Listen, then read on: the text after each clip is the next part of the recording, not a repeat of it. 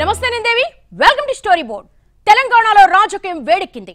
మాటల తూటాలు పేలుతున్నాయి. ఇక ప్రచారం కూడా హోరెత్తబోతోంది. నామినేషన్లు కూడా ముగియడంతో మొత్తం ఫోకస్ ప్రచారం పైనే ఉండనుంది. అగ్రనేతల సభలతో పాటు ఇంటింటి ప్రచారాలు జోరందుకోనున్నాయి. ఎన్నికల ప్రక్రియలో తుది అంకంగా భావించే ప్రచార పర్వం ఇప్పుడు పూర్తి స్థాయిలో షురూ అయింది.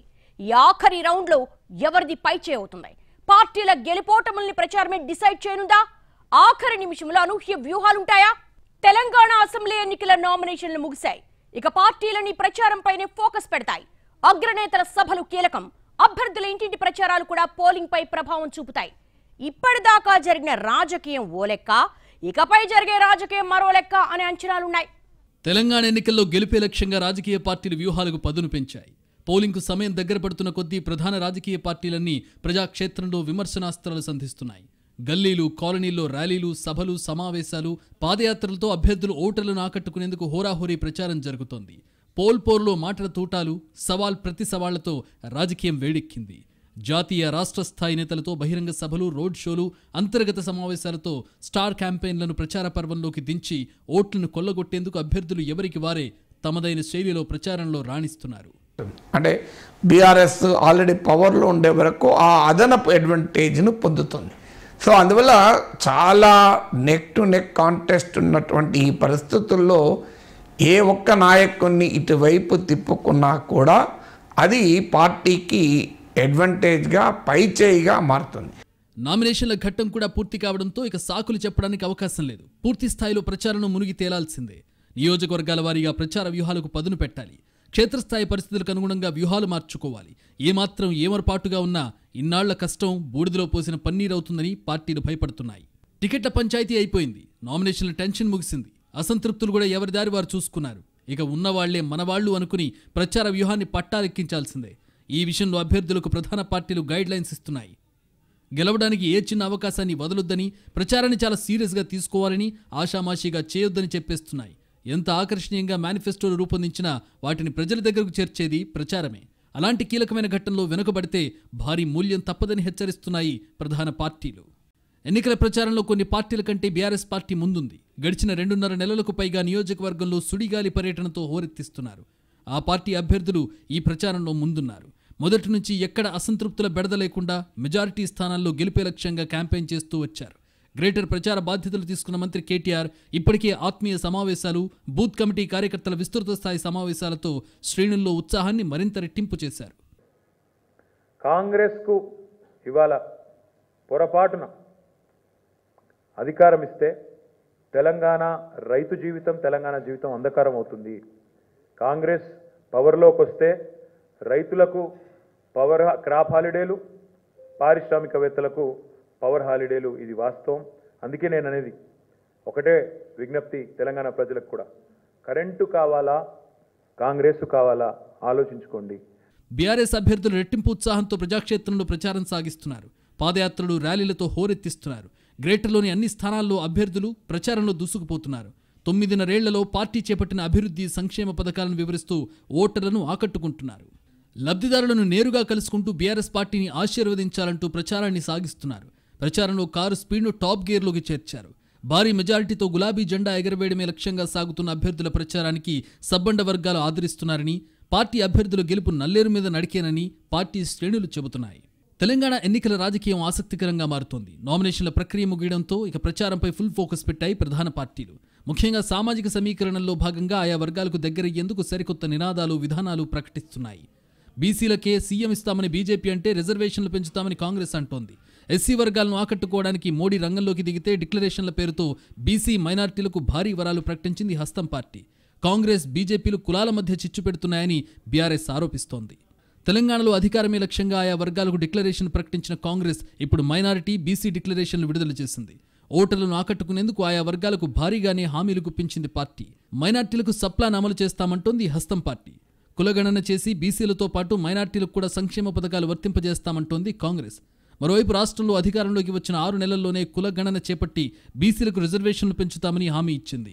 స్థానిక సంస్థల్లో రిజర్వేషన్లు 42% ఇస్తామని, ప్రభుత్వ పనులు, కాంట్రాక్టులు, లిక్కర్ వ్యాపారంలో కోటాతో పాటు ఎంబీసీల కోసం ప్రత్యేక మంత్రిత్వ శాఖ ఏర్పాటు చేస్తామంటోంది కాంగ్రెస్. ఇప్పటికే బీసీ సీఎం నినాదంతో బీజేపీ స్పీడ్ పెంచింది. అటు కాంగ్రెస్, బీఆర్ఎస్ 23 మందికి మాత్రమే బీసీలకు సీట్లు కేటాయిస్తే 36 మందికి అవకాశం ఇచ్చింది కమలం పార్టీ. ఇక పరేడ్ గ్రౌండ్స్లో మాదిగ విశ్వరూప సభకు ప్రధాని మోదీ హాజరయ్యారు. ప్రధాని మోడీ వచ్చి ఎన్ని సభలు సమావేశాలు పెట్టినా ఒక్క సీటు కూడా బీజేపీ గెలవదంటోంది బీఆర్ఎస్. ఇక ఓట్ల కోసం బీసీ మైనార్టీల మధ్య కాంగ్రెస్ చిచ్చు పెడుతుందని సంచలన ఆరోపణలు చేశారు బీఆర్ఎస్ వర్కింగ్ ప్రెసిడెంట్ కేటీఆర్. ఆయా వర్గాలకు మైనార్టీ హోదా ఉండగా మళ్లీ కులగణన చేసి కోటా ఇస్తామంటూ డిక్లరేషన్లో పెట్టడం ద్వారా కులాల మధ్య పంచాయతీ పెడుతున్నారని మండిపడ్డారు మంత్రి. డిక్లరేషన్లో అంశాన్ని వెనక్కి తీసుకోవాలని డిమాండ్ చేశారు. మొత్తం సీట్ల విషయంలో మాట తప్పిన పార్టీలు ఓట్ల వేటలో మాత్రం ఆయా సామాజిక వర్గాలకు దగ్గరయ్యేందుకు రకరకాల వరాలు ఇస్తున్నాయి. అంతేకాదు తెలంగాణ ఎన్నికలను ఓ రకంగా కులాల కురుక్షేత్రంగా మార్చే ప్రయత్నం జరుగుతుందన్న విమర్శలు ఉన్నాయి. మరి తెలంగాణలో కాస్ట్ ఈక్వేషన్లు పార్టీలకు కలిసొస్తాయా? కాంగ్రెస్ బస్సు యాత్రతో రాష్ట్రంలో రాజకీయం వేడెక్కింది. బీఆర్ఎస్పై, కేసీఆర్ కుటుంబంపై, కాళేశ్వరం ప్రాజెక్టుపై విమర్శలు సంధించడంతో అదే స్థాయిలో కౌంటర్ ఇచ్చారు బీఆర్ఎస్ నేతలు. రాహుల్ పర్యటన ఒక్కసారిగా రాజకీయ వేడి రగిల్చింది. రాష్ట్రంలో కుటుంబ పాలన సాగుతోందని, కాళేశ్వరం ప్రాజెక్టులో 1,00,000 కోట్ల అవినీతి జరిగిందని ఆయన విమర్శలు సంధించారు. పార్టీ రాష్ట్ర అధ్యక్షుడు రేవంత్ రెడ్డి సైతం సంక్షేమ పథకాలు, ప్రాజెక్టులు, కేసీఆర్ కుటుంబంపై తీవ్ర స్థాయిలో విమర్శలు చేశారు. దీంతో మంత్రులు, ఎమ్మెల్యేలు, నేతలు సైతం బీఆర్ఎస్ తరపున అదే స్థాయిలో కౌంటర్ ఇస్తున్నారు. మంత్రి కేటీఆర్ రాహుల్ వ్యాఖ్యలను ఖండించారు. కేసీఆర్ది కుటుంబ పాలనని అంటున్న రాహుల్ గాంధీ ఎవరు అని ప్రశ్నించారు. సిగ్గు లేకుండా కేసీఆర్ తాబేదారులు కొంతమంది అధికారులు సాగునీటి పారుదల శాఖ మంత్రిగా 2014 నుంచి 18 వరకు హరీష్ రావు ఉన్నాడు, 18 నుంచి నేటి వరకు చంద్రశేఖర్ రావు ఉన్నాడు. సాగునీటి ప్రాజెక్టులలో జరిగిన ప్రతి అవినీతికి, అక్రమానికి, దోపిడీకి చంద్రశేఖర్ రావు కుటుంబమే బాధ్యత వహించాలి. పెద్దలు జీవన్ రెడ్డి గారు చెప్పినట్టు మింగిన 1,00,000 కోట్లను వంగబెట్టి గుద్ది కక్కించే బాధ్యత. ఇంటింటికి ప్రచారం, పాదయాత్రలు ఒకవైపు, మరోవైపు కలిసి వచ్చే నేతలను బీఆర్ఎస్ పార్టీలోకి ఆహ్వానిస్తూ నియోజకవర్గంలో పార్టీని మరింత బలోపేతం చేస్తున్నారు. నియోజకవర్గ కార్యకర్తల విస్తృత స్థాయి సమావేశాలతో క్యాడర్లో నూతనోత్తేజాన్ని నింపుతూ అందరినీ ఒక్కతాటిపైకి తీసుకొచ్చి అభ్యర్థుల గెలుపుకు బాటలు వేస్తున్నారు. ఈ తరుణంలోనే 10 ఏళ్ల అభివృద్ధి, ఇటీవల సీఎం కేసీఆర్ ప్రకటించిన ఎన్నికల మేనిఫెస్టో ప్రచారాస్త్రంగా కాలనీలు, బస్తీలు తిరుగుతూ ప్రజలను ఆకట్టుకుంటున్నారు. కాంగ్రెస్, బీజేపీలు 65 ఏళ్లు పాలించిన అభివృద్ధి జరగలేదని, గడిచిన 10 ఏళ్లలోనే బీఆర్ఎస్ ప్రభుత్వం 100 ఏళ్ల అభివృద్ధికి బాటలు వేసిందంటూ ప్రజల్లోకి తీసుకెళ్తున్నారు. ఎన్నికల ప్రచారంలో అన్ని పార్టీల కంటే ముందున్న బీఆర్ఎస్ ప్రత్యర్థి పార్టీల డిపాజిట్లను గల్లంతు చేయడమే లక్ష్యంగా పార్టీ శ్రేణులు పావులు కదుపుతున్నాయి. కలిసొచ్చే ఇతర పార్టీల నేతలకు గులాబీ కండువాలు కప్పుతూ నియోజకవర్గంలో తిరుగులేని శక్తిగా ఎదుగుతూ ప్రతిపక్ష పార్టీలకు ముచ్చెమటలు పట్టిస్తున్నాయి. అయితే కాంగ్రెస్, బీజేపీ కూడా బీఆర్ఎస్ కు ధీటుగా ప్రచారం చేస్తున్నాయి. కాంగ్రెస్ పార్టీ వాళ్ళు గెలిచిననుకో, నేను మళ్ళీ చెప్తున్నాను, బీఆర్ఎస్ గెలిచినా, కాంగ్రెస్ పార్టీ గెలిచినా మళ్ళీ తెలంగాణ రాష్ట్రంలో ఉప ఎన్నికలు మళ్ళీ ఎన్నికలు గ్యారెంటీ. ఎందుకో చెప్తా మీకు. ఇవాళ బీఆర్ఎస్ పార్టీ గెలిచిందనుకో, గెలిచిన ముఖ్యమంత్రి ఎవరు? ఎవరు? మీరు కేటీఆర్ అంటాడు, కేసీఆర్కి అంటే దమ్ము లేదు కేటీఆర్ అని చెప్పండి. పోటాపోటీగా జరుగుతున్న ప్రచారం మరింతగా హోరెత్తే అవకాశాలున్నాయి. ఈసారి తెలంగాణ ఎన్నికలు రాష్ట్ర భవిష్యత్తు నిర్దేశిస్తాయని అన్ని పార్టీలు నమ్ముతున్నాయి. ప్రత్యేక రాష్ట్ర ఏర్పాటు తర్వాత దశాబ్దానికి జరుగుతున్న పోలింగ్ తెలంగాణ ప్రజల ఆకాంక్షల్ని మరోసారి పునర్నిర్వచించే అవకాశం ఉంది. ఈ ఉద్దేశంతోనే చాలా మంది కొత్త ముఖాలు కూడా తమ అదృష్టాన్ని పరీక్షించుకుంటున్నాయి. ఈసారి తెలంగాణ అసెంబ్లీ ఎన్నికల్లో కొత్త ట్రెండ్ కనిపిస్తోంది. ఎమ్మెల్యే అభ్యర్థులుగా ఎక్కడ చూసినా కొత్త ముఖాలు కనిపిస్తున్నాయి. బీఆర్ఎస్ మినహా అన్ని పార్టీల్లోనూ అత్యధికులు నవతరమే. వీరంతా తొలిసారిగా శాసనసభ ఎన్నికల బరిలోకి దిగుతున్నారు. వీరిలో కొంతమంది అయితే అసలు ఎన్నికల బరిలోకి దిగడం ఇదే తొలిసారి. వారిలో కొందరు ఎన్ఆర్ఐలు, మరికొందరు డాక్టర్లు, ఇంకొందరు మాజీ ప్రభుత్వ ఉద్యోగులు, మరికొందరు నాయకుల వారసులు. వీరంతా ఇప్పుడు తమ అదృష్టాన్ని పరీక్షించుకుంటున్నారు. 4 దశాబ్దాల కిందట టీడీపీని ప్రారంభించినప్పుడు మాత్రమే ఇంత పెద్ద స్థాయిలో రాజకీయాల్లోకి నవతరం అడుగుపెట్టింది. తెలంగాణ రాజకీయాల్లోకి కొత్త నీటి ప్రవాహం ఇప్పుడు ఇంత జోరుగా రావడానికి కారణం లేకపోలేదు. ఇతర పార్టీల్లోని సీనియర్లను బీఆర్ఎస్ లాగేసింది. వారిలో కొందరికి మళ్లీ టికెట్లు ఇచ్చింది, ఇంకొందరికి మొండిచేయి చూపింది, ఇంకా కొందరికి నామినేటెడ్ పదవులతో సరిపెట్టింది. ఆయా పార్టీల్లో ఆయా స్థానాల్లో శూన్యం ఏర్పడింది. దాన్ని కొత్త తరం భర్తీ చేస్తోంది. కాంగ్రెస్లో చాలా చోట్ల కొత్త అభ్యర్థులకు ఛాన్స్ దక్కింది. ఇక క్షేత్రస్థాయిలో బీజేపీ ఇప్పుడిప్పుడే పుంజుకుంటుండడంతో ఆ పార్టీలోకి కొత్త నీరొచ్చింది. కొత్తగా తెరపైకి వచ్చిన బీఎస్పీ నవతరాన్ని బరిలోకి దించుతోంది. ఇలా తెలంగాణ రాజకీయాల్లోకి నవతరం, అందులోనూ ఉన్నత విద్యావంతులు అడుగుపెట్టడం శుభపరిణామమే. వెరసి అన్ని పార్టీల నుంచి ఈ ఎన్నికల్లో 100 మందికి పైగానే తొలిసారిగా ఎమ్మెల్యేగా ఎన్నికల్లో బరిలోకి దిగుతున్నారు. దీనికి తోడు తెలంగాణ ఓటర్లలో యువతరం కీలక పాత్ర పోషించబోతోందని సర్వేలు చెబుతున్నాయి. దీంతో అటు నవతరం నాయకులు ఇటు ఓటర్లు కలిసి ఎన్నికల్లో ఎలాంటి ఫలితాలు వస్తాయనేది ఆసక్తికరం. ఇప్పటి వరకు తెలంగాణలో ప్రచారం పూర్తి స్థాయిలో జరగలేదు. అగ్రనేతలు అడపాదడపా సభలు పెట్టినప్పుడు మాత్రమే ప్రచార హడావిడి కనిపించింది. కానీ నియోజకవర్గ స్థాయిలో అన్ని చోట్ల ప్రచారాలు ఊపందుకోలేదు. దీనికి చాలా కారణాలున్నాయి. టికెట్ల ఆలస్యంగా ఖరారు కావడం, అసంతృప్తుల బుజ్జగింపులు, చివర్లో బీఫామ్ ట్విస్టులతో హడావిడిగా నామినేషన్లతో ఓ ఘట్టం ముగిసింది. ఇప్పుడు ఎవరు ఎక్కడ బరిలోకి దిగుతున్నారో క్లారిటీ వచ్చింది కాబట్టి ప్రచారం ఉవ్వెత్తున ఎగసిపడే అవకాశం కనిపిస్తోంది. ఇప్పటిదాకా వ్యూహాలు ఎలా ఉన్నా ఇప్పుడు ప్రచార వ్యూహం సరిగ్గా ఉంటే గెలవచ్చనే అభిప్రాయాలు కూడా ఉన్నాయి. అగ్రనేతలు ఎంత ప్రచారం చేసినా అభ్యర్థులు ప్రచారంలో ఎంత యాక్టివ్గా ఉంటారనేదే కీలకం. ఓటర్లు ఇది చూసే ఓటేస్తారనే వాదన ఉంది. మరి ఇకపై ఎన్నికల ప్రచారాన్ని పార్టీలు ఎలా నడిపిస్తాయనేది చూడాల్సి ఉంది. ప్రచారంలో బీఆర్ఎస్ చాలా ముందుంది. ఇక కాంగ్రెస్ బీజేపీ జోరందుకోవాల్సిన సమయం వచ్చేసింది. అన్ని సమస్యలు పరిష్కారమయ్యాయి కాబట్టి ఇక ప్రచారంలో బిజీ అయిపోవాలి. ఓవైపు ప్రచారం, మరోవైపు సంఘాలతో మీటింగ్లతో ఓటర్లను ఆకట్టుకోవాలి. ఎక్కువ మంది ఓటర్లను ఆకట్టుకోవడానికి విభిన్న వ్యూహాలు అవసరమవుతాయి. ఈ విషయంలో ఎవరు పైచేయి సాధిస్తారనేది చూడాల్సి ఉంది. తెలంగాణ వచ్చిన 10 ఏళ్ల తర్వాత జరిగే ఎన్నికల్ని కీలక మలుపుగా చూస్తున్నాయి పార్టీలు. ప్రధాన పార్టీలకు ఎన్నికలపై భిన్నమైన అంచనాలున్నాయి.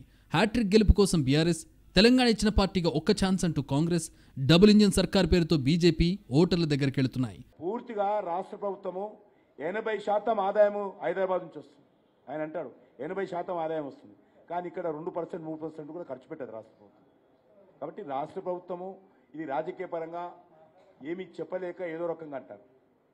నేను దీని మీద ముఖ్యమంత్రితో బహిరంగ చర్చకు సిద్ధంగా ఉన్నాను. తెలంగాణ రాష్ట్రానికి కేంద్ర ప్రభుత్వం ఏం చేసిందో ఇదే వేదిక మీద, ఇదే ప్రెస్ క్లబ్లో ముఖ్యమంత్రి డేట్ నిర్ణయించండి, ఏమి చేసిందో నేను చూపిస్తాను, ఏమి చేయలేదో చెప్పాలని చెప్పాడుతున్నాను. 2014-2018 ఎన్నికల్లో తెలంగాణ సెంటిమెంట్ బలంగానే పనిచేసింది. అభివృద్ధి, సంక్షేమంతో పాటు సెంటిమెంట్ ఎప్పుడూ కీలకాంశంగా ఉంది. ఈసారి ఎన్నికల్లో ఇప్పటివరకు ప్రభుత్వ విధానాలు, పార్టీల మేనిఫెస్టోలు, గత చరిత్రల మీదే ఎక్కువ చర్చ జరిగింది. ఇప్పుడిప్పుడే సెంటిమెంట్ అస్త్రాన్ని ప్రయోగిస్తున్నాయి పార్టీలు.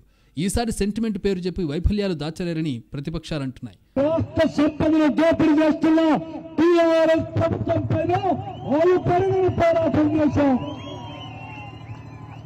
అటు సభలోనే ఇటు బయట గాలి, ఎక్కడ తల దించుకోలేదు, ఎక్కడ తల వంచలేదు. అవతల పక్కన 100 మంది కౌరవుల లాంటి సైన్యం బీఆర్ఎస్ శాసనసభలో ఉంటే, అయితే తెలంగాణతో తమది పేగుబంధమని బీఆర్ఎస్ గట్టిగా చెబుతోంది. కాంగ్రెస్ పార్టీ ఎట్లా ఉందంటే 100 అబద్ధాలైన అధికారంలో రావాలనే రీతిలో కాంగ్రెస్ పార్టీ కానీ బీజేపీ కానీ వ్యవహరిస్తాము. మరి అటువంటి వారి పట్ల మనం జాగ్రత్తగా ఉండాలి. అప్పుడే పుట్టిన పిల్లలు తల్లి చేతుల్లో ఉంటే ఎంత భద్రంగా ఉంటారో, మరి కొత్తగా ఏర్పడ్డ ఈ తెలంగాణ రాష్ట్రం మన కేసీఆర్ చేతుల్లోనే సురక్షితంగా ఉండగలుగుతుంది. ఎందుకంటే వాళ్లకు ఈ రాష్ట్రం మీద ప్రేమ తక్కువ, అధికారం మీద యావ ఎక్కువ. తెలంగాణలో గత నెల రోజుల్లో రాజకీయ పరిణామాలు జరిగాయి. ప్రధాన పార్టీల అంచనాలకు జరిగిన పరిణామాలకు కొంత తేడా ఉందనే విషయం తేలిపోయింది. ఇకపై మరిన్ని సమీకరణలు మారతాయని, అవి ఎవరికి అడ్వాంటేజ్ అవుతాయో ఇప్పుడే చెప్పలేమని విశ్లేషణలున్నాయి. తెలంగాణలో ఊహకందని పరిణామాలకు అవకాశం ఉంటుందని కూడా అంటున్నారు. జంపింగ్ల విషయంలో కొంతవరకు ఆ అంశం ప్రూవ్ అయిందని చెబుతున్నారు. తెలంగాణ సమాజంలో అన్ని వర్గాల వారిని ఆకట్టుకునేలా ప్రధాన పార్టీలు పావులు కదుపుతున్నాయి. మేనిఫెస్టోలతోనే ఆకట్టుకోవాలని ప్రయత్నాలు చేస్తున్నాయి. ప్రచారం ముందుకు సాగుతున్న కొద్దీ అవసరమైతే కొత్త హామీలు ఇవ్వడానికి కూడా వెనకాడబోమని చెబుతున్నాయి. కొన్ని పార్టీలైతే ఎన్నికల్లో గెలిపిస్తే మేనిఫెస్టోలో చెప్పనివి అమలు చేస్తామని ఊరిస్తున్నాయి. ఏదో రకంగా ఓటర్లను ఆకట్టుకోవడానికి తిప్పలు పడుతున్నాయి. ప్రధాన పార్టీల్లో ప్రతి పార్టీకి ప్లస్లు మైనస్లు రెండూ ఉన్నాయి. దీంతో ఏ పార్టీ కూడా పూర్తి ధీమాతో ఉండలేని స్థితి కనిపిస్తోంది. పైకి గాంభీర్యం ప్రదర్శిస్తున్న నేతలకు కూడా ఏమూలో చిన్న అనుమానం ఉంటుంది. ఎక్కడైనా తేడా కొడుతుందా అనే సందేహాలు వారిని వేధిస్తున్నాయి. అంతా బాగుందనుకున్న చోట కూడా నిజంగా బాగానే ఉందా అని తరచి చూసుకుంటున్నాయి. పార్టీ కార్యకర్తల ఫీడ్బ్యాక్, సర్వేలకు తోడు థర్డ్ పార్టీ సర్వేలు కూడా చేయిస్తున్నారు. ఎన్ని చూసినా, ఎంత చూసినా అంతిమ తీర్పు ఎలా ఉంటుందోననే ఉత్కంఠ అన్ని పార్టీలను కుదిపేస్తోంది. ఓటర్లు మరోసారి సెంటిమెంట్కు జై కొడతారా, అభివృద్ధి చూస్తారా అనేది తేలటం లేదు. ఇప్పటి వరకు తమకు ఓటర్ల నాడి దొరకలేదని నేతలు మొత్తుకుంటున్నారు. ఇది ఎలక్షన్ దగ్గర పడే కొద్దీ రాజకీయ పార్టీలకు ఒక కంపల్షన్గా ఉంటుంది. బట్ తెలంగాణ ఓటర్స్ మూడ్ అనేది మటుకు ఇప్పటికీ అంత క్లారిటీ లేదు.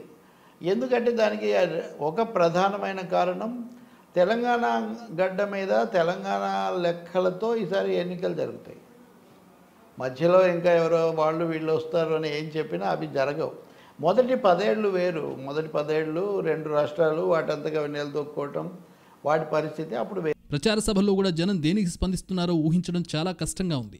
నామినేషన్లు ముగిశాక కూడా ప్రజల మూడు ఎలా ఉందో క్లారిటీ లేకపోవడం, ఎన్నికలు ఎంత సంక్లిష్టంగా ఉన్నాయో నిరూపించే అంశం అంటున్నాయి ప్రధాన పార్టీలు.